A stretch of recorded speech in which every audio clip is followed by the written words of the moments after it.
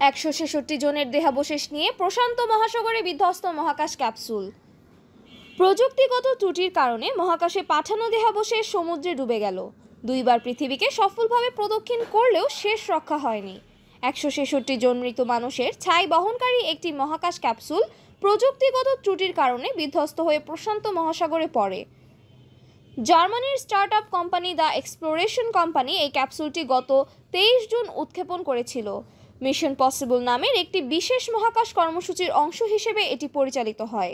Texas ভিত্তিক মহাকাশ অন্ত্যেষ্টি প্রতিষ্ঠান সেলেস্টিস এর মাধ্যমে এই ক্যাপসুলে মৃতদেহের দেহভস্ম মহাকাশে পাঠানো হয়েছিল। পরিকল্পনা ছিল কক্ষপথে প্রেরণের পর এটি পৃথিবীতে ফিরে আসবে, কিন্তু উৎক্ষেপণের পরই ক্যাপসুলটিতে প্রযুক্তিগত ত্রুটি দেখা দেয় এবং এটি নিয়ন্ত্রণ হারিয়ে পৃথিবীর বায়ুমণ্ডলে পুনঃপ্রবেশ করে।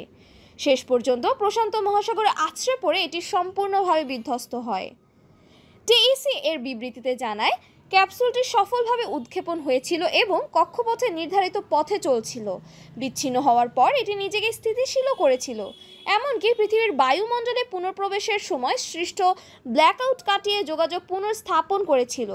কিন্তু মহাসাগরে অবতরণের মাত্র কয়েক মিনিট আগে ক্যাপসুলটির সঙ্গে সব যোগাযোগ বিচ্ছিন্ন হয়ে যায়। কোম্পানির পক্ষ থেকে বলা হয়, আমাদের ক্লায়েন্টরা এই মিশনে আস্থা রেখেছিলেন, তাদের কাছে আমরা গভীরভাবে দুঃখ প্রকাশ করছি।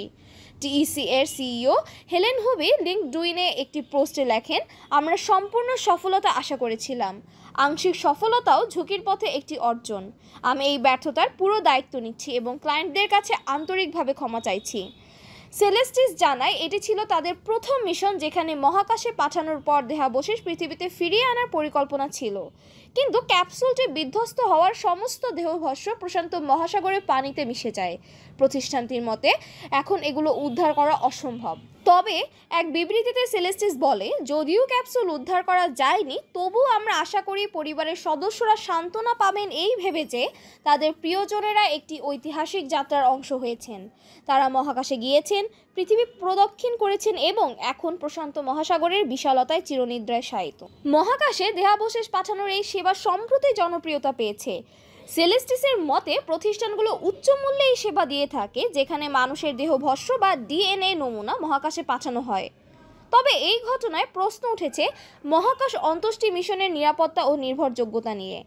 এই ঘটনায় সংশ্লিষ্ট পরিবারদের মধ্যে হতাশা থাকলেও অনেকেই এই অভিযানকে তাদের প্রিয়জনের জন্য একটি অনন্য সম্মান হিসেবে দেখছেন। তবে ভবিষ্যতে এই ধরনের মিশন আরও নিরাপদ ও সফলভাবে সম্পন্ন করতে সংশ্লিষ্ট সংস্থাগুলোকে কঠোর প্রযুক্তিগত নিরাপত্তা নিশ্চিত করতে হবে বলে মত বিশেষজ্ঞদের।